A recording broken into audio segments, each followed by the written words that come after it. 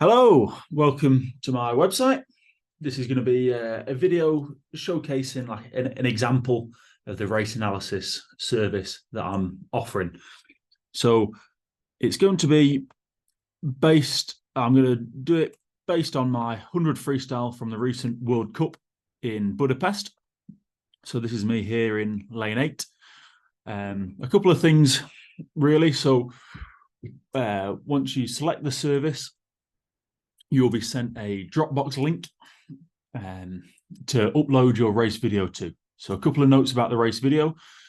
This is the kind of angle we want. So if you can get someone filming it from above, looking down, because that helps us see where, or helps me see where the 15-meter mark is, the 25-meter mark is. I can see you underwater much more clearly. I can see your stroke much more clearly than if it was on deck level, and sort of like you sort of start swimming into the distance.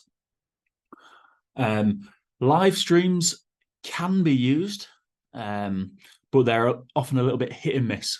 So sometimes a live stream will be great, and like the camera will track you perfectly. Sometimes it's lags behind, or the audio from the live stream is out of sync with the video, which makes stuff like the reaction time, and to be honest, then all the measurements, because if I can't hear where the start is really, or see the flashing light, then everything then is sort of a bit rubbish, really, because you can't get that reliable time measure. So we're just going to watch through this race now to start with. And this is what I'll be doing once you send in your race video.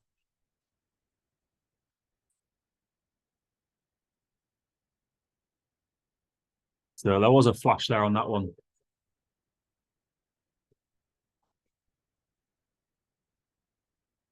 So coming through 25. So in there. So there'll be things I'm sure that you or your coach can see just from the video. But what I aim to do with this service is to give a more precise kind of measure on what you're doing, what can be improved, and what I think of your swimming. So coming in here through the turn, I'm going okay, and then it starts to get a bit ropey, which you'll be able to see.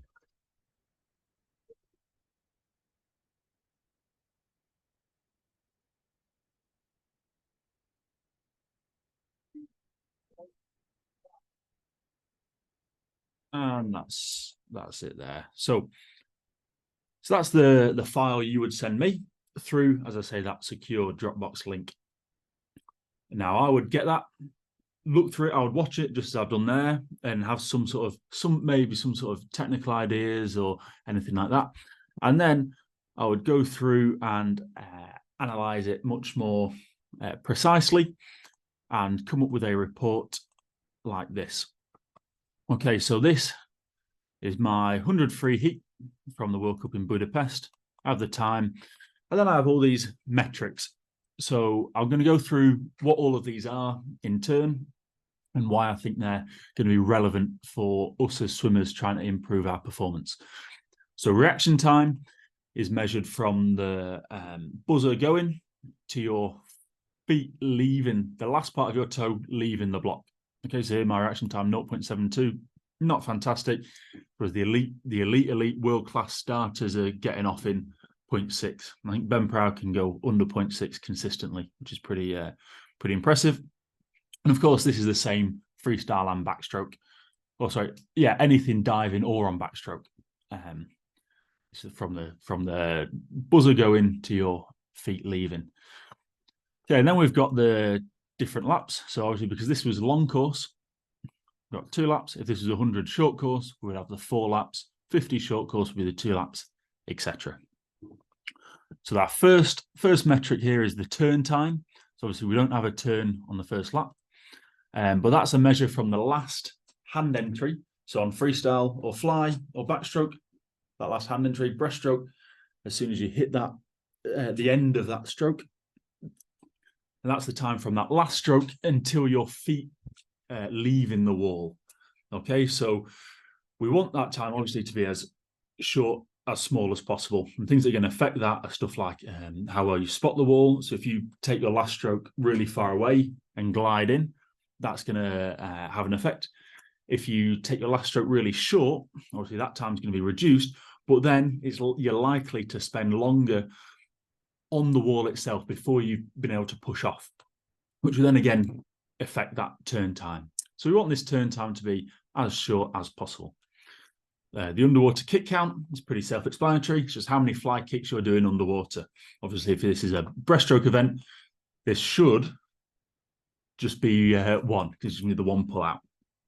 Again, this is something that we want to keep track of just for more of a comparison swim on swim.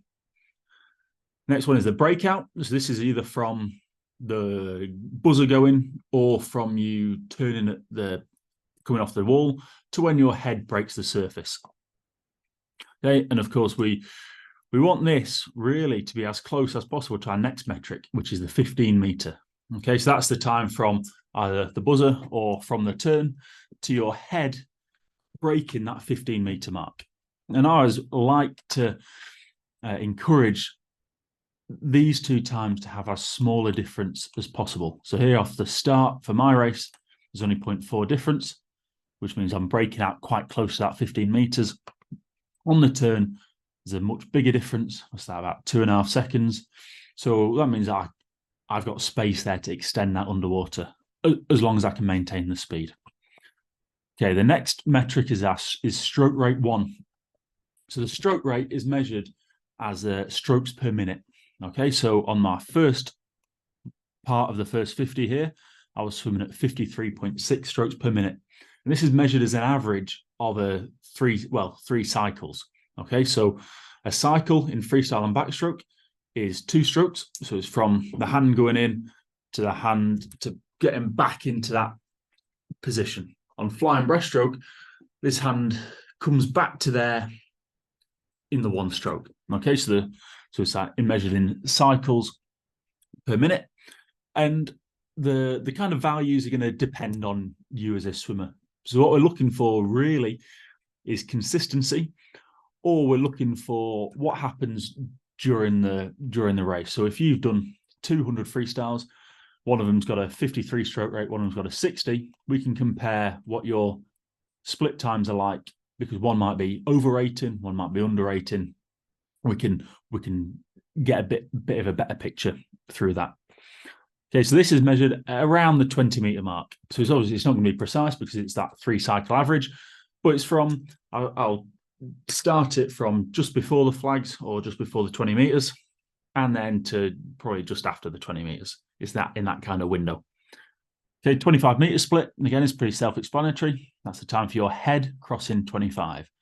Now, all these times, the 15 and the 25, are going to be measured, well, a long course anyway, is going to be measured to a head crossing. And that's just so it can be more consistent.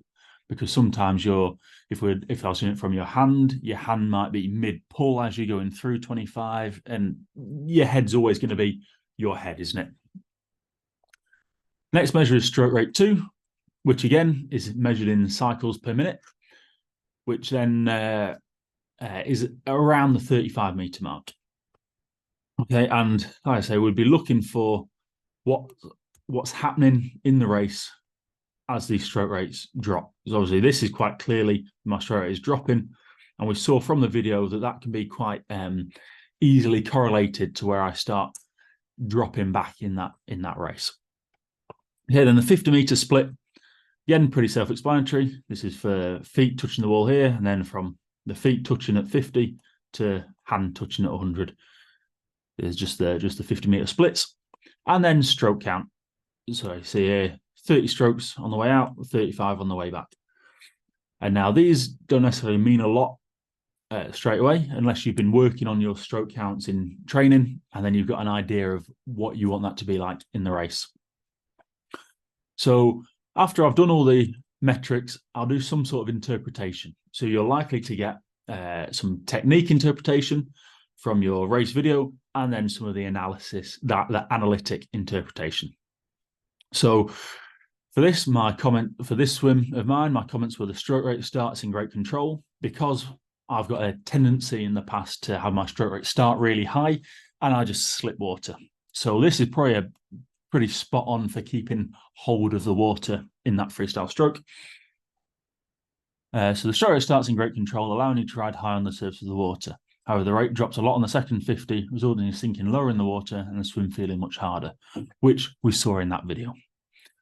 So towards the end of each of the 50s, the head moves significantly during the breath, pulling it out of the streamlined position. Whoops, that's a typo there. The breath needs to come in time with the body rotation with no individual head movement required. So that was, if you saw in the video, as I was coming in, I was doing a big gasping breath. And really, we just want that to be fitting in with the natural body rotation.